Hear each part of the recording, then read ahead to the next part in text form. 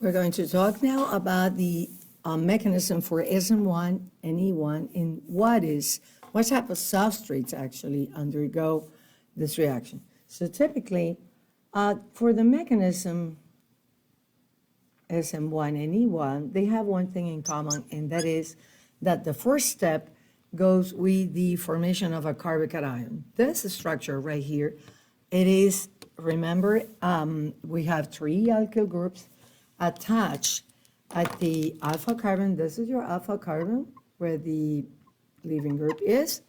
And you have 1, 2, 3 methyl groups, so it is a tertiary alkyl halide. Those are very good substrate for Sn1 and also E1.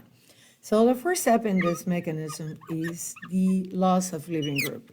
So after the loss of a leaving group, you're going to have a carbocation. So the bromide here is going to depart with a pair of electrons in the bond, and now it's going to depart as bromide. Now the geometry is trigonal planar. So, and now this is, as we said, the geometry is important. We're going to look into that in a second when we say about the products of Sn1. But what I want you to remember is that this step is common for both Sn1 and E1. What happens later is what's different. So, in the Sn1 pathway, and typically this can happen with weak base, weak nucleophiles. For example, water, ethanol, and when it's that, and that is a solvent, we call those solvolysis. But in solvolysis reaction, we have extra step, solvolysis. Or we can also have chloride, for example, as nucleophile. In this case, you have sodium chloride in water. So when you have an intermediate, such as a carbocation with geometry trigonal planar, then you can have the nucleophile attacking from this side of the plane or the opposite side, right? This or that.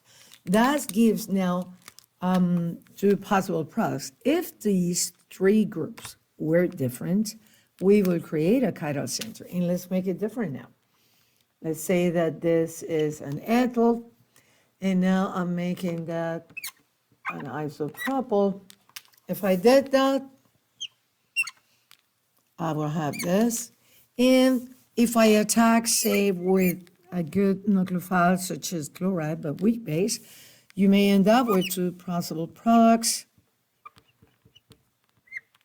This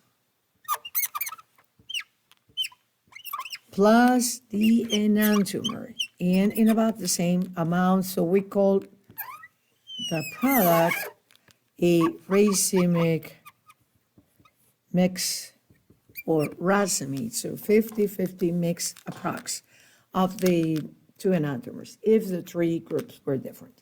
Now, this is the case with substitution. Again, the stereochemistry of the product, if you start with something that's chiral, then in this particular configuration, you will have priority 1 is bromine, priority 2 is the isopropyl, priority 3 the ethyl, so that's S. Lowest priority, remember, is the methyl. And so, and you will go 1, 2, 3, so counterclockwise. So by here you have only one product, where the absolute configuration is S, and here you will have a mix of enantiomers. That's the stereochemistry of the product.